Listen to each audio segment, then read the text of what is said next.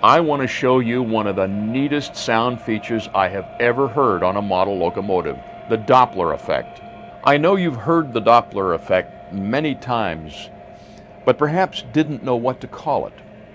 It is the change in volume and pitch of a sound made by a fast-moving object as it goes by you. A fast-moving train, a low-flying aircraft, or a car going by you are all examples of things that you may have heard that produce the Doppler effect.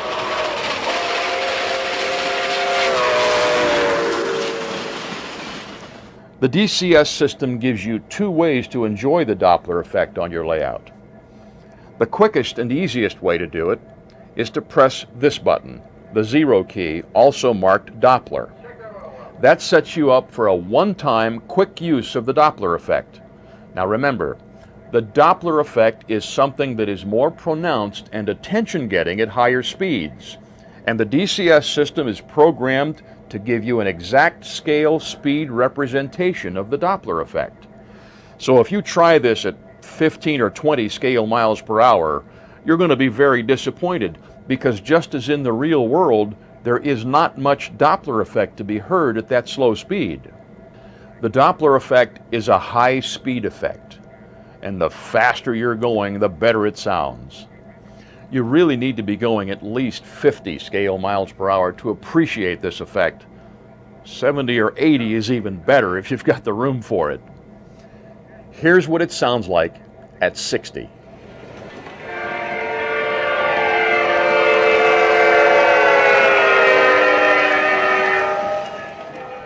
Wasn't that neat?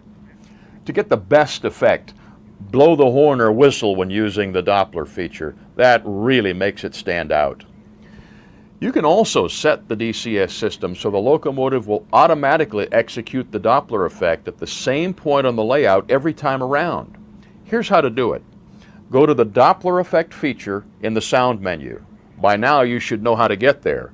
Press the menu button, then the thumb wheel to select the sound menu, scroll to the Doppler feature, and press the wheel to select it. Here's what you'll see. Now, in order for the locomotive to know where to do the effect, it has to measure the length of the loop of track it's running on. Once it knows how long the loop is, it will know where it is on the loop, and it will then know when to do the effect. Believe it or not, the locomotive can actually measure the length of the loop to within a fraction of an inch, because it counts motor revolutions when performing the measurement. Here's how to start the measurement. Press the BEG or Begin button. It will highlight. Then press the thumb wheel to start the measurement. Now, run your train around the loop and be careful to stop your train in exactly the same place that you started it.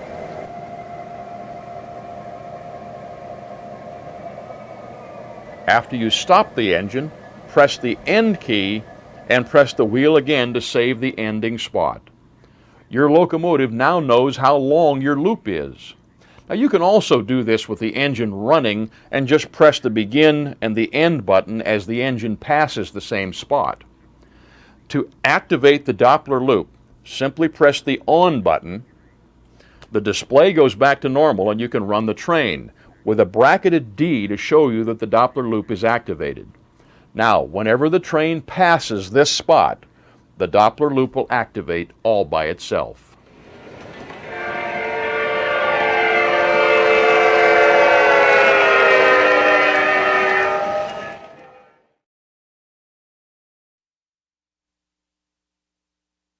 Every Proto-Sound 2 locomotive comes equipped with a very special sound set called the passenger freight announcements. Freight engines will have the freight sound set. Passenger engines will have the passenger sound set. They are triggered to operate with this button, the number 9 key, also marked PFA. Here's how they work. While your engine is running, push the PFA button. You will hear an announcement play, and then the bell will start ringing. Because the sound system is now armed to play these special sounds, you can't change the speed of the engine with the throttle wheel, so you should have a fairly slow speed set when you begin the PFA announcements. At this point, The locomotive is waiting for you to tell it to start the announcements. How do you do that? By pressing the DIR button.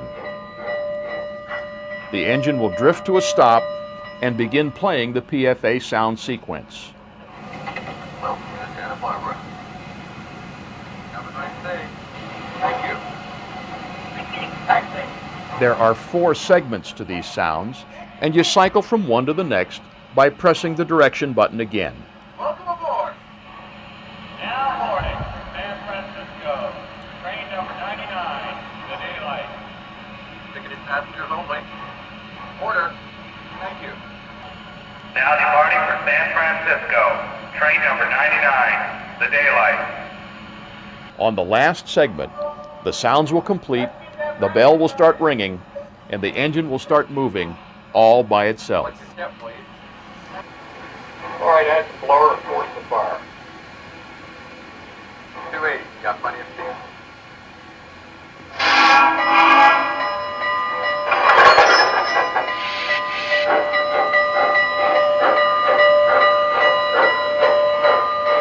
It will accelerate to the speed you had set when you armed the sounds.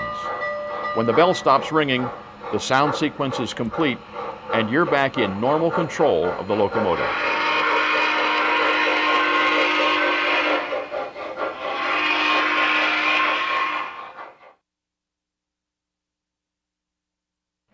If you like to run long trains, you may occasionally want to use more than one locomotive to pull the train.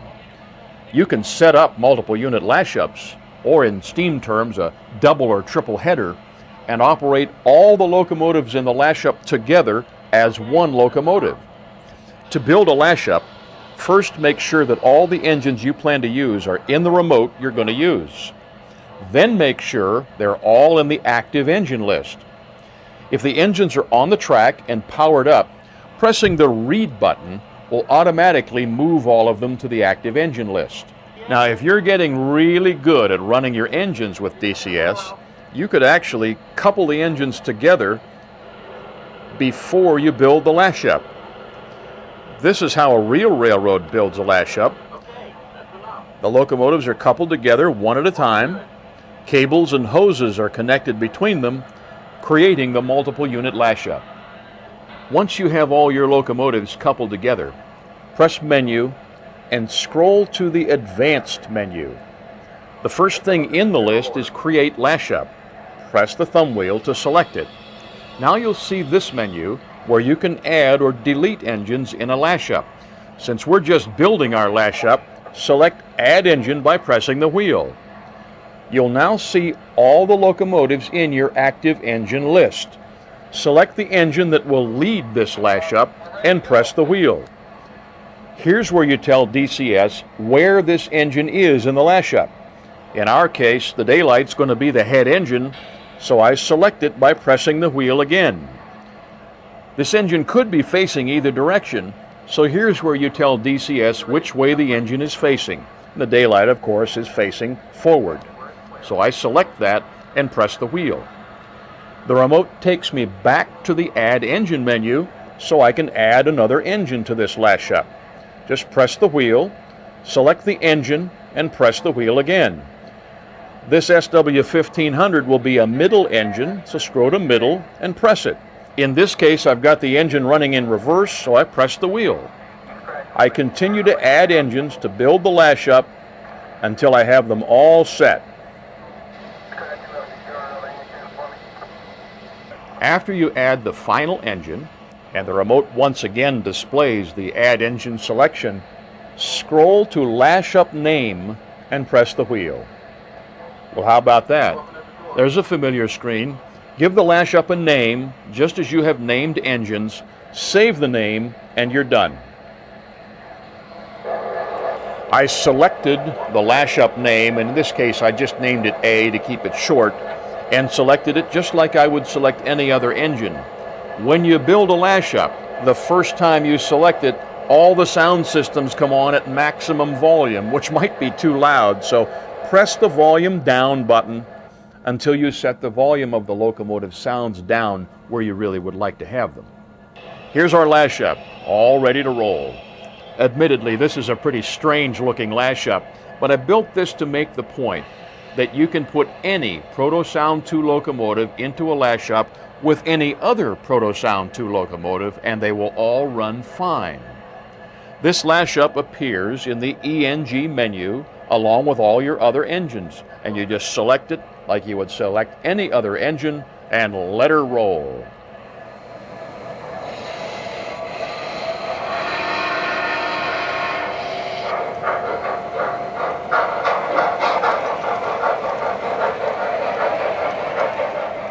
DCS even sets the sounds and the lights so that they work correctly in a lash up.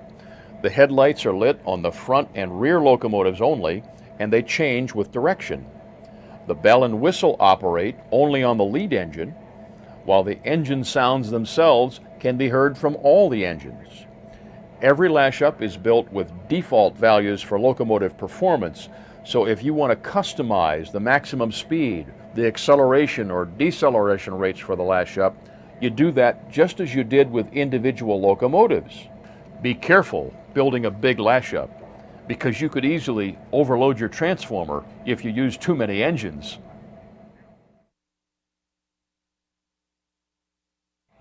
Now I want to show you a little trick with the DCS system that will impress your friends.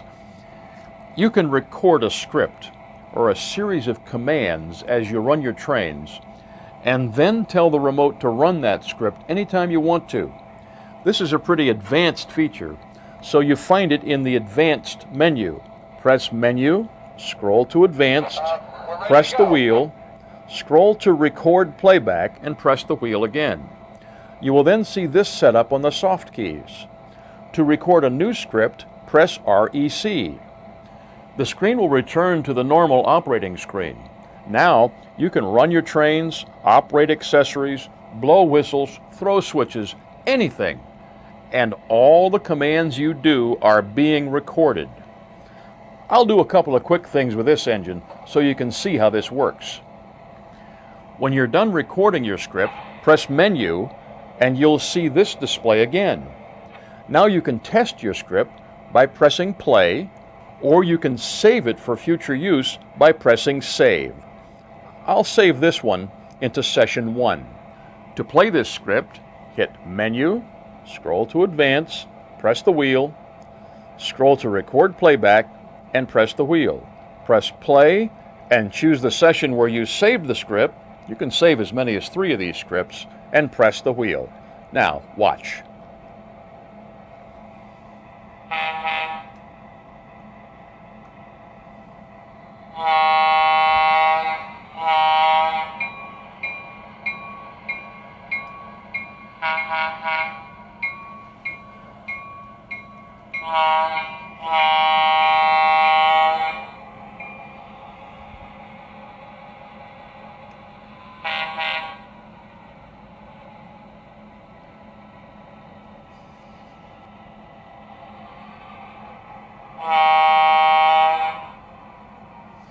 That was exactly the script that I recorded just a minute ago.